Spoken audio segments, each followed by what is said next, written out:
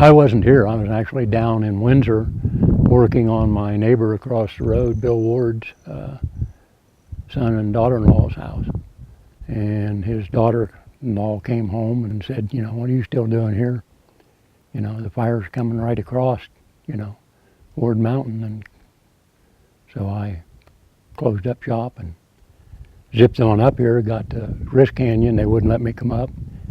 Got to, he told me, the deputy sheriff told me, they were still letting them in going to the north side of the school from the Poudre. So if I got up there quick enough, maybe I could get in. I got up there and I passed my neighbor and his wife. They were just coming out.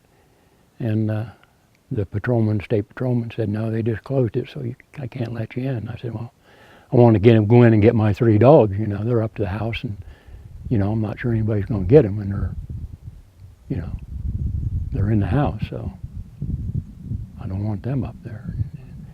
He said, well, let me call my dispatcher. And he called the dispatcher, and they talked for 3 or 4 minutes, and he finally said, well, no, they're not going to let you in. And I said, well, okay.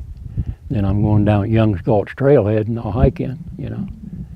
And so that's where my car will be, and that's where I'm going, is up Stowe Prairie Creek and up Young's Gulch to the house. It's about 4.5, 5 miles.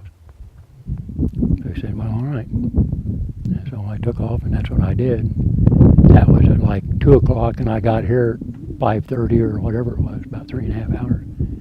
But my dogs were already gone. Wes, that you talked to, and neighbor across the road, Luke, was a young fireman. Both of them were on the fire department. They came up and got the dog, and he left me a message, and when I went through them, I knew that. But anyway, I went over the other side, and there wasn't any way to get out with a chainsaw and go down to the Malouse place, was where I was trying to get to. George thought maybe you could get that way out. And so I parked the Dodge and hiked on out the other side. Everything that was up here burnt, yeah. You know, we knew this fire was coming 30 years ago. We're bad stewards, you know. We don't manage it as well as we should, you know. And it should burn out periodically in little pockets and regenerate. And we keep protecting it, you know. Smokey Bear was a good kid, but he started a very, very bad habit. I know Greeley Water and all that want everybody to put grass in and do this and do that, but I don't believe in putting non-native seeds and products into a forest. I don't think that does it any good at all. You know, it'll come back on its own accord. It'll erode a little bit.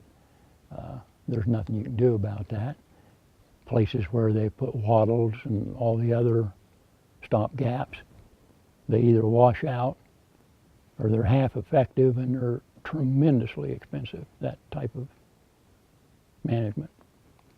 And the government and some of the folks around here have that type of resources. I don't. So I believe in, you know, let the bunny rabbit grow. He'll do just fine. So was it a tough decision to decide to rebuild, or was that? There was a good bit of thought went into it, but, you know, there wasn't much decision there on what you do. You know, now I'm sitting on 40 acres of pretty worthless land with a couple 100,000 black toothpicks. And where before I could harvest rock and post poles, rails, and saw logs and make a decent old man living, you know. And so when we got to where we could get out and survey stuff, why, there was enough. Every tree you see, every log, every piece of timber there is off this hill where my neighbors, and was sawed down at the mill. So that cut the cost way down, and then I discovered way late in the game Northern Colorado Rebuild and long-term recovery and everything else, you know, and was lucky enough to get assistance from them. And it's all just more or less played out since then. Yeah, there's like 50 people that donated lots of time, and this, that, and the other. I had 3 6-inch by 10-inch trusses that we were putting up, one on each side, one in the center. And we hand carried these things. Okay, here we go. Once, twice, thrice. 1, 2, 3, go! 1, 2, 3. One more. Keel hauled them basically right up over the wall and back. Got them up there, and then once we got them in place, got everything set up. Easy. One of my neighbors down the road had his Jeep sitting here with a winch, and then we set them up and yauled them down into the nest they set in. Like I say, it doesn't have people working the full day. A company in Missouri, Interthrome Corp, I believe it is, donated that roof system of SIPS panels to me. And we finally got a good break in the weather for about 4 days. And it was the same thing. It was 14 or 15 people, all friends of mine.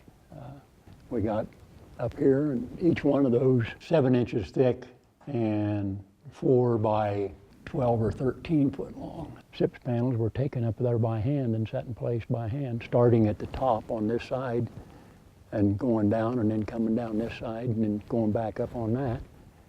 And in that weekend, we managed to get them all up except the lower 2 here, or lower 4 rather. It was 3 or 4 weeks later that my son and some friends of mine from here in town, they came up and we managed to get them up in there. Thanks to